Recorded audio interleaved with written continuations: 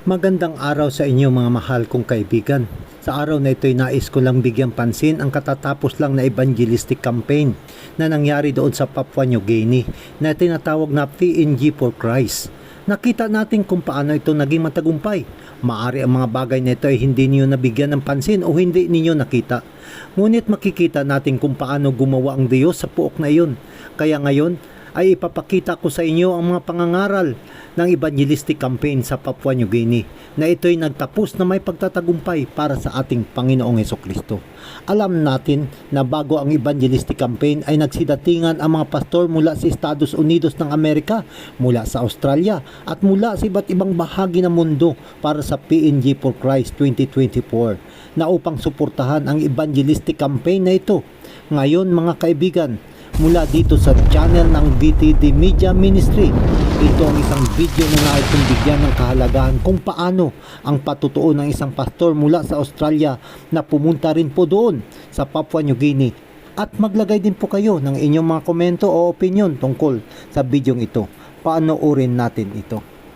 The middle of a week on Wednesday, that was the Wednesday before, we had a prayer session, and can you imagine 10,000 people being spread in small groups, and where we were all praying. All three churches were organized in such a way that we had church members that were going to get to know people who were there and just ask them what are their needs for prayer, and just the whole site was just praying, just all praying. And again, God at work. The first Sabbath, 140 people baptized, and that had nothing to do with evangelism that I was conducting. It was these people were previously prepared. Those are the ones that were baptized. The pastor on the right-hand side, the older guy, he's 79 years old. He was baptizing. Imagine 100 and something people to baptize. It's quite a task. And the pastor on the other side, that's Pastor Enoch. And there they were. Second Sabbath, 149 people baptized. Okay, let me interrupt your thinking now. Because some of you might be thinking that these people, some of them might have been just dunked. Can I just tell you, stop thinking that way, because that's not true. Retention rate within Adventist Church in Australia is not as good in Australia as it is in Papua New Guinea. Even though they have also a backdoor problem that people go out of the church, that is a fact. That's true, but not as bad as in Australia. Although we had so many people who wanted to be baptized and they were exposed to the gospel almost in fullness, the leadership of those churches were very careful, and they would say to me, hey, you're not going to baptize many of them. They are not ready. They are not ready. And I fully submitted to their will and wish, because they know what they're doing. And so those people who, they were genuine people who accepted Jesus Christ and who wanted to fully commit their lives to God. It was only the last Sabbath when we had people who were baptized from the mission. And there are probably 3 times more that are still going to be baptized. And again, I see an amazing work of God. I was talking to them, to the pastor of a church, and he says to me, look, you may think that it is easy for us to find people and to preach the gospel. It's not easy for us.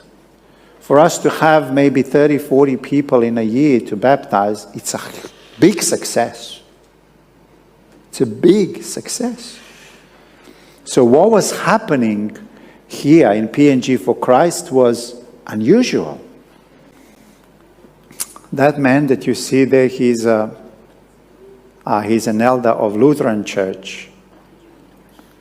And this one, he's a mayor of Miles District. And we baptized him, and he gave a beautiful testimony that day. The one that you see on your left, Anglo-Saxon look, okay? That's Pastor Ben Ray. He's from Coffs Harbour. He was preaching in a prison, high security prison. For the first time in the history of PNG, they allowed somebody to come to high security prison to preach to the prisoners. That never happened. So they get a permission to go and do that. 150 prisoners were baptized. People also from the community were around, outside the prison walls, and they were also listening to the message. The person that you see, okay, on your left, behind Ben, that's a pastor of Pentecostal church. Him and the whole church became Adventists.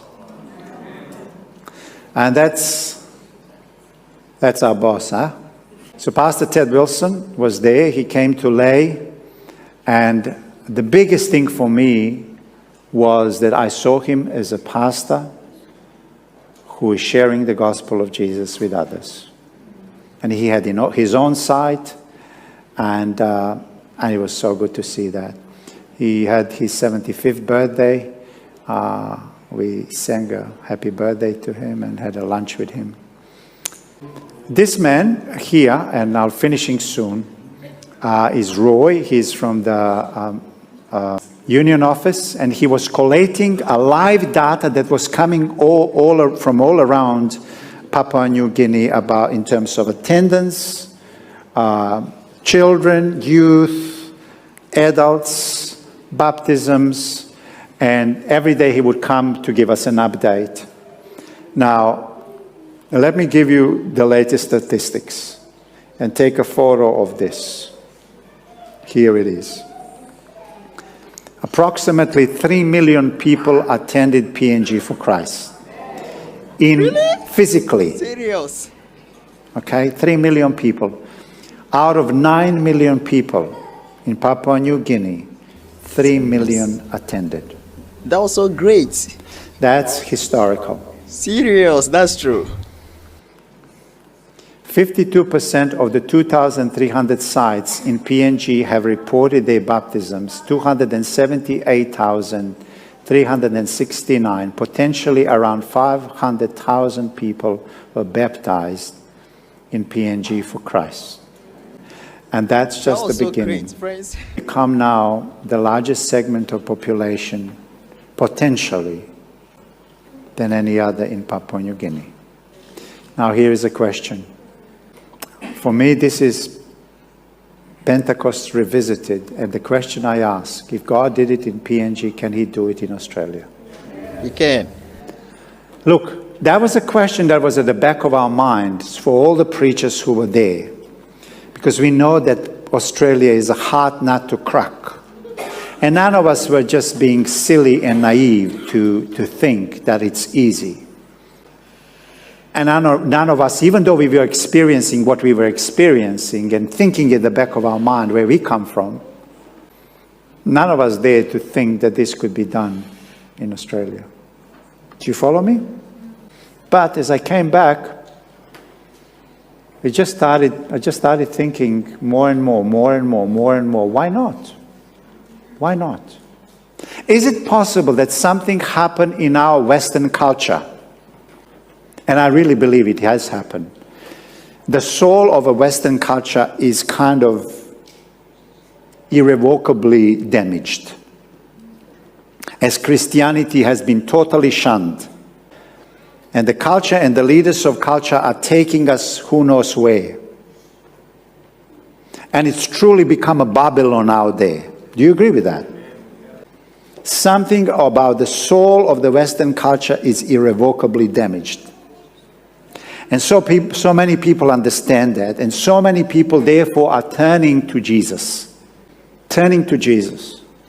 Did God maybe use PNG in such a big way, the ends of the world, to start something in other countries that can be also strike a chord even in as secular society as is ours? So we can call it Australia for Christ. Ito ang ating dapat bigyang pansin at ating tugunan dahil mapapansin natin na pagkatapos ng ganitong mga malaking gawain ng Seventh Day Adventist Church, ito ang mga bagay na patuloy na nangyayari na kung hindi natin matugunan ang ating mga ginagawa ay parang walang kabuluhan. Pansinin mo kaibigan na pagkatapos ng ating mga matagumpay na gawain, marami ang tumanggap sa Panginoon. Marami ang tumanggap ng banal na bautismo. Ngunit pansinin natin na kapag nagsialisa na ang mga pastor at ang mga manggagawa ay magsisibalikan sa mga puok kung saan sila nanggaling. After 1 year, after 2 years, kung ating balikan na kung minsan ay 50 ang nabinyagan, minsan ay kalahati o mahigit pa sa kalahati ang nawawala sa loob ng iglesia. Wala tayong masabi sa kasigasigan natin para sa gawain ng Diyos. Ngunit napapansin ko na pagkatapos ng gawain ito ay nawawala na ang mga kaluluwang ito na tumanggap sa Panginoong Diyos. Ang kakulangan natin ay ang pagnonorture sa mga bagong binyagang ito. Alam nyo kaibigan, mahalaga ang papel ng lokal na iglesia upang tugunan ang pangangailangan, na upang mapasigla ang mga bagong binyagan, na upang sila'y mananatili sa loob ng iglesia. Ngunit napakahalaga rin ang mga presensya ng mga manggagawa, mga pastor, na sila ang nagtanim sa puok na iyon, na sana every 6 months man lang o sa loob ng isang taon ay mayroong pagkakataon na dinadalaw nila ang mga bagong binyagan. Masaya ako sa naging matagumpay na gawain doon sa PNG o sa Papua New Guinea. Salamat sa Diyos sa malaking tagumpay nito. Sa totoo lang, sobrang napakasaya ko na makita ang sobrang napakarami na bilang ng mga tao na ibinigay ang kanilang mga buhay sa Diyos at mapabilang sa nalabing iglesia. Kaya kaibigan, nagpapasalamat ako sa Diyos sa napakalaking pulutong doon sa PNG na tumanggap sa Diyos.